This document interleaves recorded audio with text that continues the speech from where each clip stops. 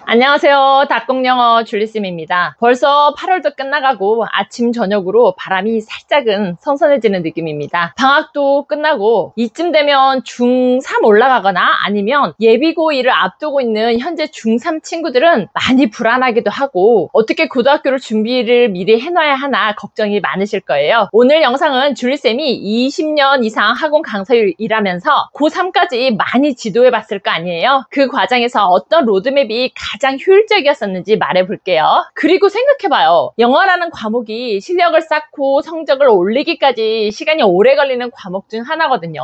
하지만 고등학교 올라가기 전 영어를 끝내놓으면 고등학생 돼서 공부하기 힘든 수학이나 과학 등 다른 과목을 공부할 시간을 좀 더 확보할 수 있으니 성적이 올라갈 수밖에 없을 거 아니겠어요? 잘 적어놓고 반드시 실천해야 돼요. 자, 먼저 영어 기초가 부족한 친구들 잘 들어주세요. 우리 친구들 겸손해서 모두 자신이 영어가 약하다고 생각하는데 쌤이 기준을 딱 정해줄게요. 자, 첫째, 서점에서 파는 중3 영어 문법책을 아무거나 뽑아서 풀어볼 때 잘 풀리지 않는다. 둘째, 중3 영어 단어책을 보면 아는 거 반, 모르는 거 반인 것 같다. 셋째, 고1 수능 모의고사를 푸는데 70점대 아래로 점수가 나온다. 여기에 속한 학생들은 겨울방학 때까지 절대 기다리지 말고 겨울방학 전까지 무조건 영어 문법 끝내세요. 여기에 속한 학생들은 학원보단 과외를 추천합니다. 왜냐하면 지금 이 시점엔 문법 정리해서 학습시켜주는 학원들은 거의 없거든요. 그리고 곧 중간고사 준비한다고 또다시 진도가 중단되니까 과외를 추천해요.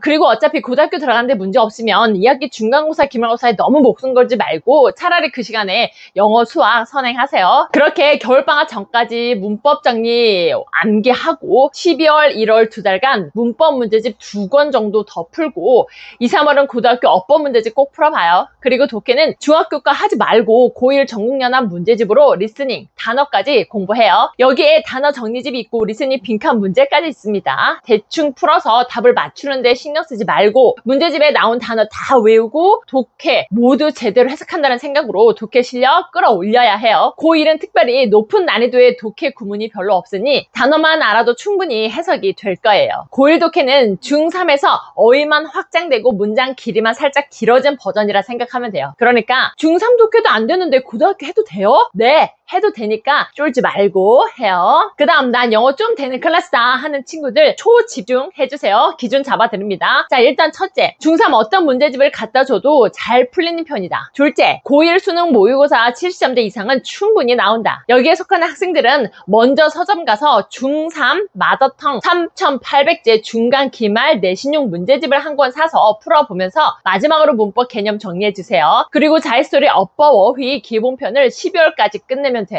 그러면 그 다음 어법 어휘 완성 실전 순으로 풀어보면 돼요. 혹시 기본편이 잘 안 풀리면 비슷한 수준의 교재로 한 권 더 끝낼 것을 추천드려요. 그 다음 독해인데 고1 전국연합 모의고사를 3개년 정도 모아놓은 문제집을 빠른 속도로 다 풀고 고2 거로 신속히 넘어가세요. 적어도 고2 거는 2월달까지는 무조건 다 풀어야 돼요. 맞는 것보다 틀린 게 많다고 속상해하지 말고 하루에 최소 7문제씩 꾸준히 풀면서 단어 제대로 외우고 맞은 문제도 독해는 모든 집은 다 해석해보면서 제대로 해야 돼요. 이쯤이면 또 이런 질문 하더라고. 쌤, 해석 다 안 해도 문제 풀 수 있는데 꼭 다 해석해야 돼요? 문제 푸는 방법이나 좀 알려주세요. 빈칸 추론 문제가 안 풀려요. 이렇게 말하다 쌤한테 혼난 학생들이 수도 없이 많다는 거. 자, 고1까지는 점수 욕심 내지 말고 무조건 고3 독해까지 내 실력을 끌고 가서 단어랑 독해 연습하는 게 중요해요. 대충 아는 단어로 해석해서 어찌해서 문제를 맞춘다 해도 이 실력이 진짜 내 실력이 좋아서 맞았다고 생각하면 큰 착각이에요. 우리가 주제든 빈칸 추론 문제든 순서 배열이든 영어 지문이라는 게 글을 쓰는 논리가 다 존재해요. 그렇기 때문에 그러한 논리를 이해하면 이런 문제 푸는 방법들, 소위 선생님들이 문제 푸는 방법, 스킬이라고 하는 게 분명히 있기는 해요. 하지만 그것보단 좀 더 본질에 집중해서 어느 정도 내용 파악이 돼야 글의 논리도 이해 가는 거고 스킬도 써먹을 수가 있는 거라고요. 그러한 공부는 고2 때부터 해도 절대 늦지 않으니 고1 때까지는 다양한 독해, 즉 구문 독해 포함해서